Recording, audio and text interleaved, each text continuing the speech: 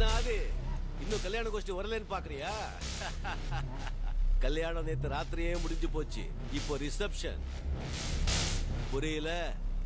பண்ண வீடு, 2 பேரு, மொத்த டாக்குமெண்ட்ஸும் அபேஸ். யாரா நீ? பராசக்தி ஹீரோடா. சிவாஜி பேரை கேட்ட உடனே சும்மா அதறது இல்ல. என்ன பண்ண போற? உரம் வியாபாரம். நீ போட்ட ₹1 வச்சுதான் ஆரம்பிச்சிருக்க. உன்கிட்ட கொஞ்சம் பிசினஸ் பேசணும். நான் இன்கம் டேக்ஸ் ஆபீஸ் எதிர்த்தாப்புல இருக்கிற டீ கடையில வெயிட் பண்ணிட்டு இருக்கேன். நீ ரிலாக்ஸ் ஆவா. ஆனா நான் 10 நிமிஷத்துக்குள்ள இந்த உர மூட்டைகளோட உள்ள போயிடுவேன்.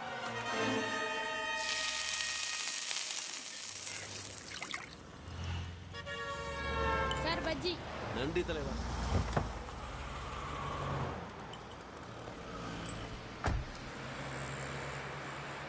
ஐயா உன்னை கூப்பிடுறாரு. உங்க ஐயாவை இங்க வர சொல்லு.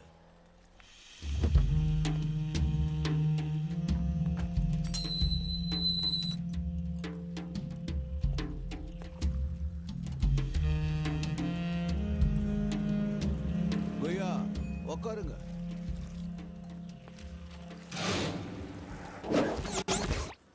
சார் 2 வாழைக்கா பஜ்ஜி, ஒரு டீ. சீக்கிரம் சொல்லு. உன்னோட புக்ஸ், ஹார்ட் டிஸ்க், டாக்குமெண்ட்ஸ் எல்லாத்தையும் பார்த்துட்டேன்.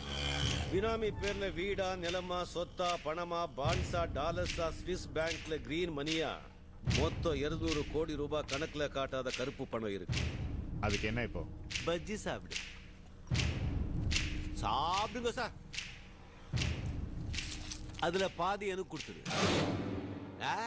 பஜ்ஜில இல்ல, பணத்துல. இல்லன்னா மொத்த டாக்குமெண்ட்ஸும் இன்கம் டாக்ஸ் ஆபீஸ்க்குள்ள போயிடும். அக்கட சூடு. ஹாய் ரெமோ மாமா.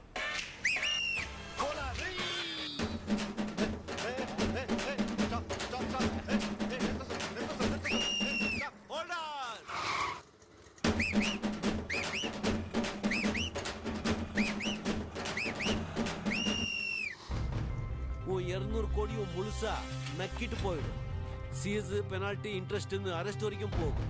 போட்டு கொடுத்ததுக்கு எனக்கு 10%, 20 கோடி ரிவார்டு கிடைக்கும். எப்படி பார்த்தாலும் என் பிசினஸ் சக்சஸ் தான். எது பெட்டர்? எல்லாத்தையும் இழக்கிறதா, பாதி இழக்கிறதா? பயம் இல்லையா? வேலு ஐயா கமிஷனருக்கு போடு. அதே நீ ஒன்னும் காமெடி எப்படி பண்ணு. அது கருப்பு பணம் செல்லம். கம்ப்ளைண்ட் கொடுக்க முடியாது. திருடனுக்கு தேள் கட்டின மாதிரி பொத்திக்கிட்டு இருக்கணும். நீ தனி ஆள். என் கையில கவர்மெண்டே இருக்கு. என் கையில உன் குடுமையே இருக்கு. ரிப்பீட்.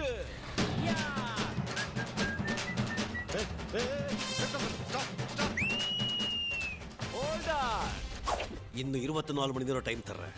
100 கோடி பிராஞ்சி வை. அதை எங்க எப்படி கொண்டு வரணும் அடுத்த போன்ல சொல்றேன். டீ சாப்பிடு. தலைவா எவ்வளவு ஆச்சு? இருவராங்க. அதே பே பண்ணிடு. அந்த 100 கோடியில கழிச்சுக்கலாம்.